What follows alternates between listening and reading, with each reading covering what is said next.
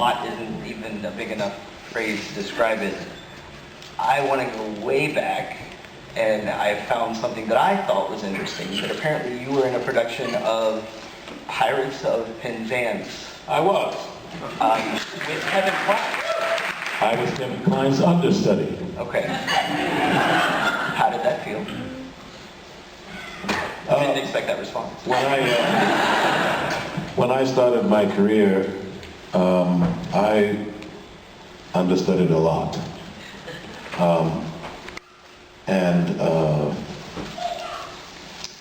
You learn something as an understudy.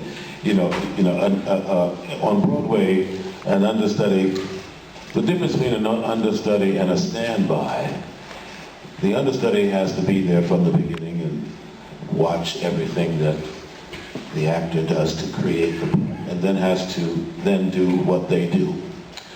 A standby is usually an actor of equal stature who doesn't have, who has to report to the theater at 7:30 like the actor to be prepared to go on. But once it's established that they're okay and they're going to go on, they could usually leave at intermission. They don't stand around to take a friend of mine who was also an understudy. She was also a standby, Broadway standby for a big star, and she did a nightclub act, and she created a song that said, "I don't know why they call it standing by when all I do is sit on my ass." But my point was, that was my second title to myself, was the eternal understudy, until I got caught. Usually a lot of times an understudy doesn't go on. But one day I got caught on a Thanksgiving, where I thought, who goes to the theater on Thanksgiving? Well, little did I know, lots of people go to the theater on Thanksgiving. And I didn't, in my union, in Equity, there's a rule that says, if the understudy has not gone on had a rehearsal with the company, he doesn't have to go on, or certainly you can go on with the book. Well, I was very young. I fancied that my memory was ironclad, and I didn't have a photographic memory, but I fancied I had a pretty good memory. And I was understudying two parts. Now, one of which I had only been hired for 2 weeks, and then that first week I went over the role of the first part I was understudying. On that Thanksgiving, I hadn't gone over the part that the actor was missing. He was stuck on the turnpike on his way in from his Thanksgiving meal. So I came in, I was late, I've been messing around, And one of the actors looked at me and said, "You better get ready." And I'm like, now I'm scared. Because now I know that I hadn't gone over his part. So I didn't know the rules well enough at that time to know that I could refuse to go on. Or certainly, like I said, go on with the book. And my ego wouldn't let me just hold the book. Go on with the book. Read it. But I felt in my own internal self, I felt like I should have known it, because I read through it a few times. How egoic is that?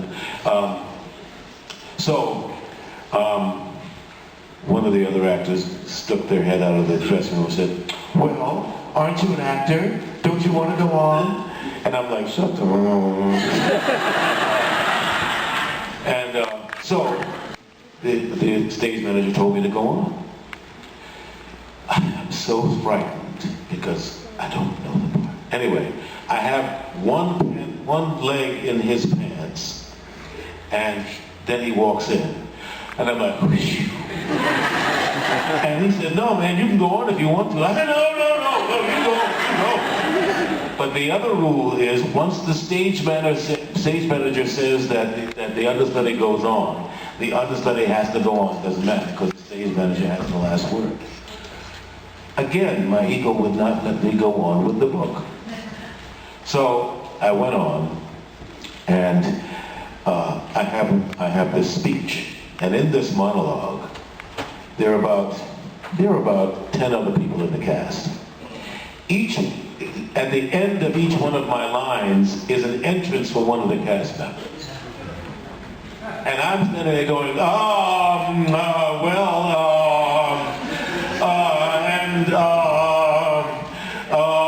and there were 2 people on stage already. And in this play, we called each other by our names. So the 2 girls that are on stage are saying, Keith, why don't you say blah, blah, blah, blah, blah. Keith, why don't you tell them about blah, blah, blah, blah. And they're giving me the cue. But I'm so nervous that I can't hear it.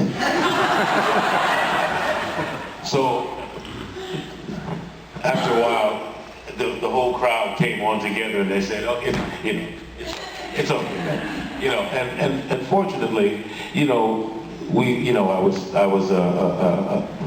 I was friends with these people, and people liked me, and they didn't think I was a jerk, so they helped me out. They pushed me around. Oh, here, go this way, go this way, go this way.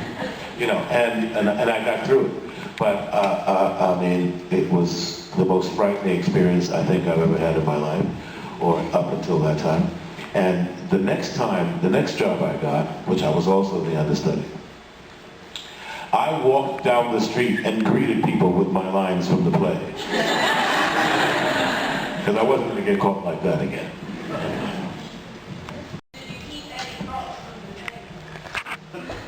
Yes, I still have that sweater I wore. For a long time, I had that Parker jacket. I think that's about all. I mean, it's been 35 years. That was your first film. That was my first film. And I know there's a lot of theories and beliefs out there. Do you believe your character made it through? Like, after the ending, like, do you think he was the thing or not?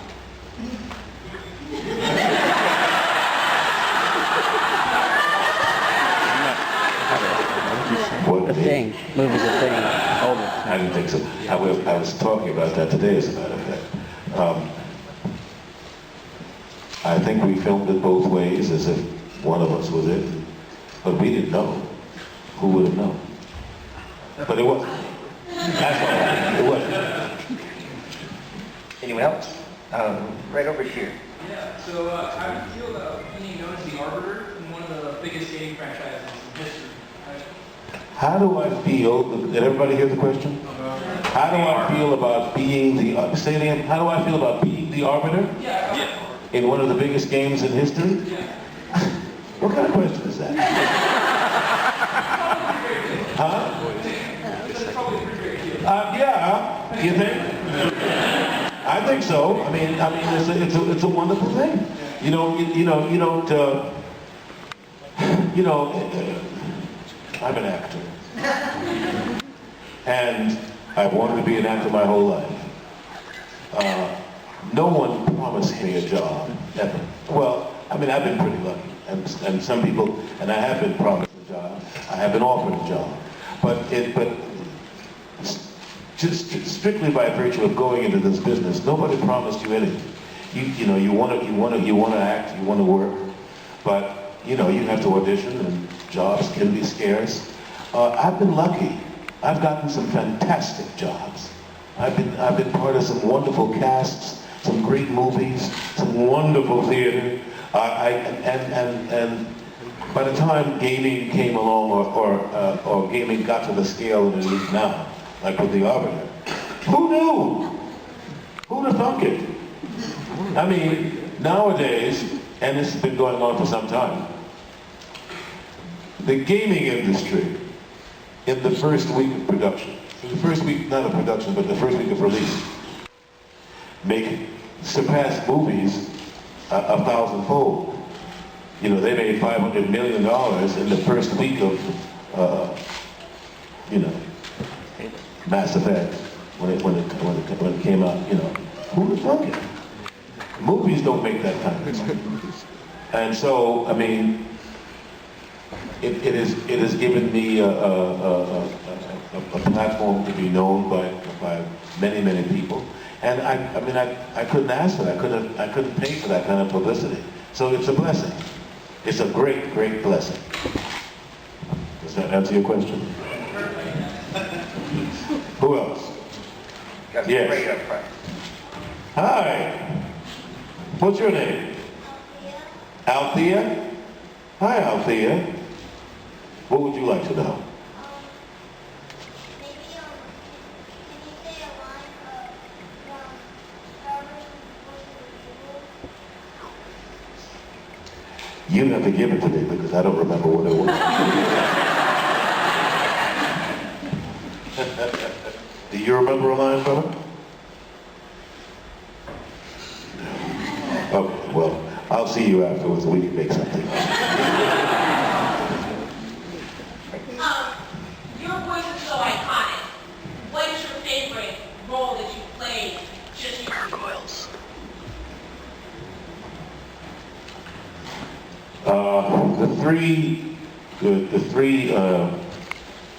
My three favorite voicings have been Goliath, Spawn, and Dr. Facilier. Now, you've done a lot of voice acting for both video games and animated projects. What are the unique challenges, you know, in a video game setting versus an animated film or series? It's all acting. I mean, in one of the kind of distinctions in gaming, as those of you who are gamers know, the quality of the filmmaking has grown exponentially. And so you can play a game and it looks like you're in the middle of a movie. I mean, the animation is fantastic. And the technology nowadays is just phenomenal. So, I mean, I don't play that any differently than if I were playing it live action. You know, I mean, I'm relating to a character. I have to talk to somebody, give somebody orders, or get slapped, or whatever, you know, whatever the action is. And I play that the same way, you know, for as much truth as I can possibly bring to the table. Segueing off that last question, do you prefer theater, film, or voice acting? I prefer working.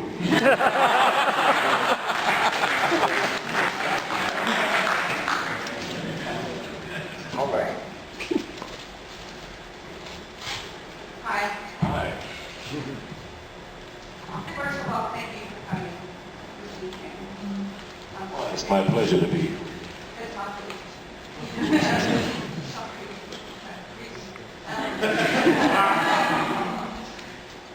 Don't worry, I'm nervous too. Two of my favorite films of yours are Delta Cars and Night School. You have no taste.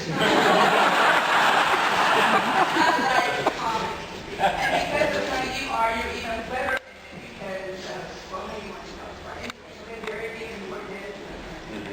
Anyway, could you tell us a funny story about either one of your co-stars from either one of those movies, like Kevin Hart, maybe something you did, or Larry the Cable Guy? Yeah. Funny stories are relative.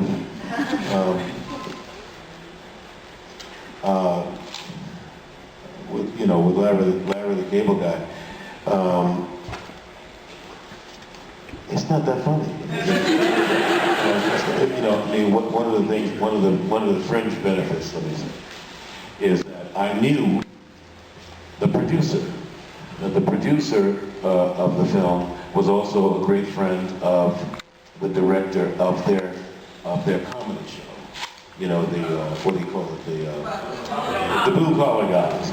So I got to go to the Blue Collar concert on several occasions, and that's fun. Now you think those guys are fun? That's fun, especially when you see all of them, you know, I mean, have you ever been to one of those blue-collar concerts? No, I did see away with you with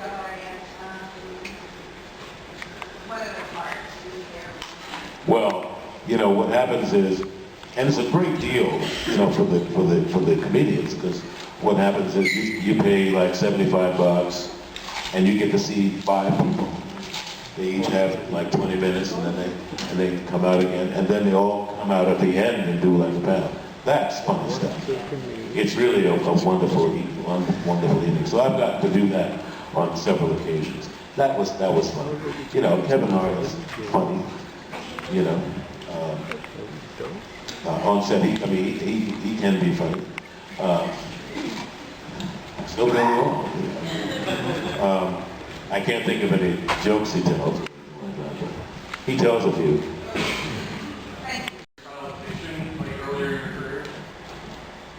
Come into my style of diction. I'm a speech teacher. I teach a course and I studied good American speech for the theater. Whatever my style is, I speak the way I speak. You know, I've been cultivating that over 40 years of career. I've always liked language. I'm a big stickler for clarity. I mean, why talk if you can't be understood? So, as a matter of fact, I had an audition the other day, and one of the directions that the director gave me was to be less dictionary. You don't have to be so clear. You can slur some of the words.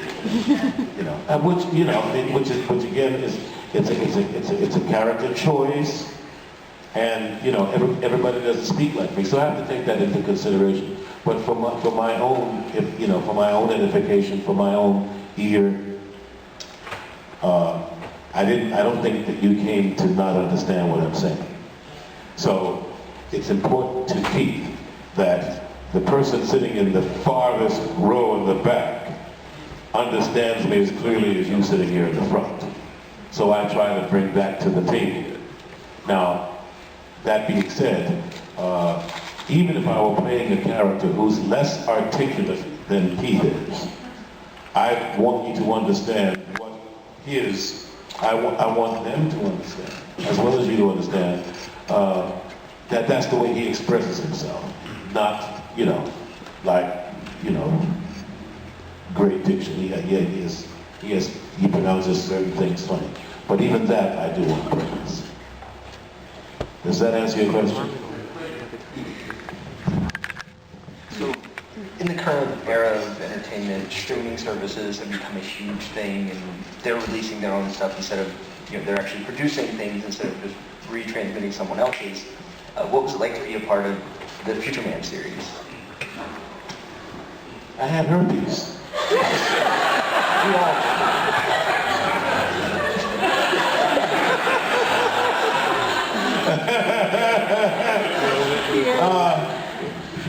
it was great fun. Who knew that it was going to, become as popular as it? How many of you saw it? Did you like it? Yeah. It was funny stuff. So I had a great time. In fact, when I first got my herpes, I wore it home just so I could freak my daughters out. I came in the house and I had my hand over my face, and I went to kiss my daughter. She goes, "Ew!"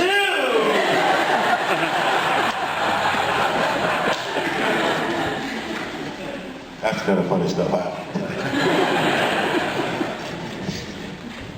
Anyone else? Right up here. Have you ever been mistaken for David Keith? Really? Just curious. Really? I don't know. Of course, our names have been mixed up. And back in the old days, when you could do stuff like that, he and I both, if I was working and was trying to make a reservation, trying to make a plane, and I didn't, and they weren't going to release me in time to make the 5 o'clock, I'd make a reservation in his name at the 7 o'clock. And then once I got there, then I'd say, oh, you got the names mixed up. Come on, you do that. And he'd do the same thing. Yes. So you're just talking about how you like playing jokes. You play jokes on other cast members, sets, or anything like that? Or? In my old age, I don't do that kind of stuff anymore. Not really. But as a young man, when we were in the theater, for example, and maybe we'd be doing a Shakespeare play or a restoration play, and you have to come in and you have to greet somebody, shake their hand. Sometimes you get a handful of Vaseline and you go, hey! But, we don't do that kind of stuff. So people frown on that kind of stuff.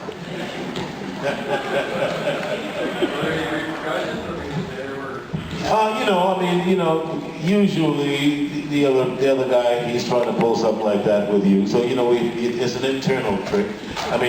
I once did a production of Romeo and Juliet, and most of us agreed. Some of us were like, oh, you people.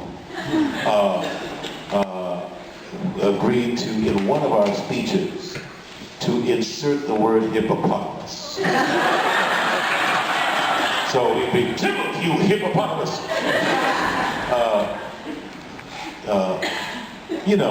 And the audience, of course they heard it, but you know how some people listen to Shakespeare anyway, so you expect not to get something, so there goes another flop.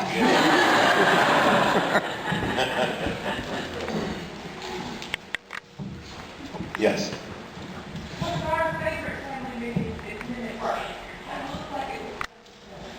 I had the time of my life. At that time, Men at Work was the first time on film I'd ever got to do any comedy. It was my first comic part in a movie. So I had a wonderful time because I got to be, greatly over the top. I had a couple of great lines, old tricky dick, and one thing you never mess with is another man's fries. I've had some really wonderful, great fortune because I've had some great lines, and just as an actor and as a human being, person, those are things that I can say emphatically. I don't have to act to say that line because, even when I go out with my wife sometime, it's like, if you want some fries, you should order some fries. Why are you messing with my fries? You know what I mean? And that's, how many times do you get a small fries because you only want a few? And then somebody reaching over in your plate, like, what are you doing? What is that? Did you want some of these? You should order some. You made a few references to great lines. What do you think makes a great line? Delivery. But also writing.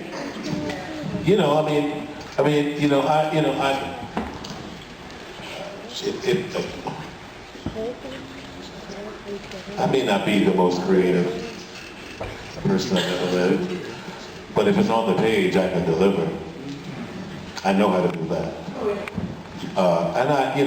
And I also know how to take, when it's not really on the page, I've learned how to figure out what the playwright intended so I can infuse a line with it. But if it's there, I know how to work with that. But so that's, I think that's what you're addressing is what makes a great interpretation of a line. A great line can be written, but if you don't deliver it well, then it's not a great line. I'm sure you've heard the same joke told by 3 different people, and it was only funny once. If it was funny then, but you got it.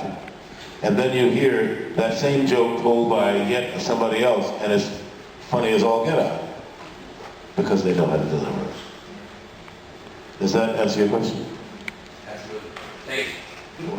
Yes, sir. Do you have any stories about mentoring younger actors or actresses? You know, had the opportunity of teaching someone about the art? It happens all the. I mean, I do it as often as possible, and certainly as much as I'm asked. I mean, it's something. At this point in the game, I love giving back. Lots of has been given to me, both purposefully, by my asking, but in the best tradition of the theater, there used to be apprentices, and they were the guys that carried the spears and did all the, played smaller parts, and they watched and observed. There's not enough of that these days, in my opinion. Everybody wants to be a star today, because you see there's so many platforms, there's so many venues, there's so many ways in which people create their own content, and now you don't even have to be an actor to be a star. You can be a fool on the internet. I mean, it's true. I mean, Paris Hilton. I'm not casting any aspersions, but what has she done besides get naked in a movie or something? You know what I'm saying? So I mean, it's important to people who really want to be actors to be mentored. So anytime a young actor comes to me with any kind of requests or wanting to know something, if I will pass on the benefit of my experience. I have learned that I will offer you my opinion if I'm asked. But most of the time, I'm going to try to keep my opinion out of it. I will give you the benefit of my experience. Opinions are like, and sometimes you don't want my opinion. But what would be helpful to you, what can be helpful to you, is the benefit of my experience. And when I'm teaching, I don't teach from a holier than thou place. I'm an actor that has a few more years of experience than you have, and I'm passing you on the benefit of my experience. And in that exchange, you might learn something, and I too might learn something, because one of the things that keeps us sharp, keeps us current. Okay, I would never have asked that question where you asked, but I know what you're interested in. So I will answer that question in this manner, and hopefully it will get to whatever it is that you want to know. No, I'm not the best at asking questions. Well, no, I wasn't using you as an example. Lady right back here. Nowadays, whenever you're in the booth, usually there is also a camera in the booth watching your movements. Many times, I mean, how many of you are gargoyles people who watch gargoyles? Do you remember the way Goliath would look at Elisa Maza and say, Elisa? Well, that came out of, if you know Sally, Sally is a beautiful woman. And so, when he's flirting with her, but inadvertently, but I would be, we would constantly joke about, another time, another place, and so the camera would capture that, and sometimes many times they would incorporate that into the animation, and that's why they do it. You should see some of the silly stuff we do. in the booth. You don't just act with your voice, even when you're doing voice acting. You act with your whole body. So, and you have to make that adjustment. I mean, if the mic is here and somebody's hitting me, I mean, you have to stay on mic. If I go over here, then you can't hear it as well. You hear it differently. And then when you're recording it, the recording picks up that subtle difference. And sometimes you don't want that. So I'll have to do that directly in front of the mic. Like as I'm talking to him, most of the time I would look at him. But sometimes when you're doing a voiceover, I can't look at you because if I look at you, I'm going to be off mic. So I have to keep my awareness that I'm talking to you, but I have to stay on the mic.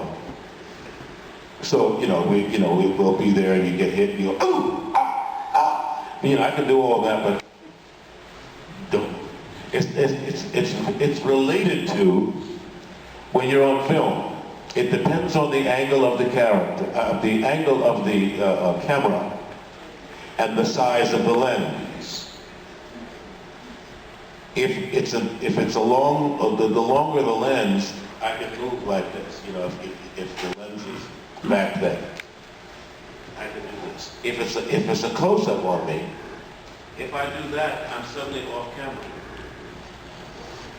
You get it? In a big close-up, you move much less. Does that answer your question? You mentioned Dr. Priscilla, and I absolutely love Disney and all of that. You were freaking amazing in terms of smart, absolutely. But can you tell me about that experience? How does it feel to be a Disney villain? I'm going to, somebody else asked me that earlier. What do you think? I mean, I get to enter the great pantheon of Disney villains. If I die tomorrow, my name will still be on that roster. I mean, it's a gift. I mean, and that can't be taken away. I mean, so, and it keeps on giving. For every new young person who sees The Princess and the Frog for the first time and falls in love with Dr. Facilier, that's another gift. So it just keeps on giving. I mean, I had the time of my life. How many of you know who Jeffrey Holder was? On one hand. Huh? I think I saw one hand. I saw one hand. Well, Jeffrey Holder, back during my childhood, he was the Cola Nut Man. Do you remember? Anyone remember that? He was the Cola Nut Man. He also played Punjab in one of those Caribbean movies, pirate movies. Well, when I auditioned for Dr. Facilier, I did my best Jeffrey Holder. Because had he been a younger man, he might have gotten that. Because it was right up his alley. I'm glad I got it. So that is going to do it for our time today. Please, thank you.